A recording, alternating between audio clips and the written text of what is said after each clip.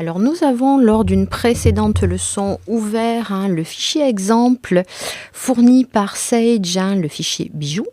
Nous allons voir comment le fermer maintenant. Alors pour fermer un fichier comptable ouvert, vous pouvez faire fichier et faire tout simplement fermer. Alors différent de quitter. Quitter, vous quittez vraiment l'application Sage Ligne sans comptabilité. Là je vais tout simplement fermer le fichier comptable bijou pour pouvoir ouvrir un autre fichier que j'aurai sauvegardé quelque part dans mon arborescence. Voilà, donc là, vous pouvez constater que tout est grisé, l'IntuiSage est grisé. Les différents menus, les différentes options des menus sont pour 80% en grisé, ainsi que la barre d'outils. Pourquoi? Tout simplement parce que là, on a ouvert Sage. Sage est ouvert, mais aucun fichier comptable n'est actif. Alors, nous allons maintenant voir comment ouvrir un fichier déjà créé. Alors, moi, j'ai plusieurs fichiers Sage sur mon arborescence, dans mes répertoires. Donc, je vais vous montrer comment faire. Je vais aller sur Fichier et Ouvrir, tout simplement.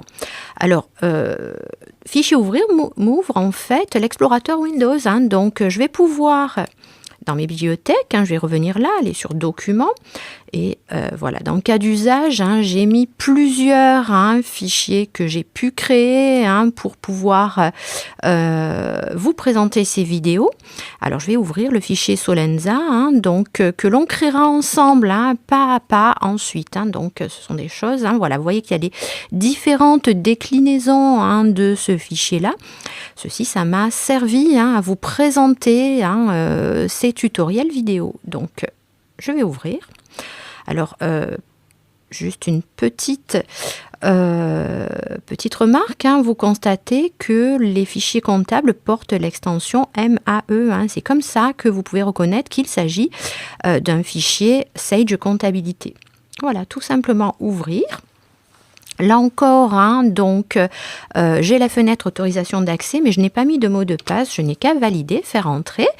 Alors, vous voyez que toutes les commandes s'activent et que dans la barre de titre, j'ai maintenant le titre du fichier solenza.mae, exercice 2019, donc l'exercice que nous considérerons comme exercice N dans tout le long de ces vidéos.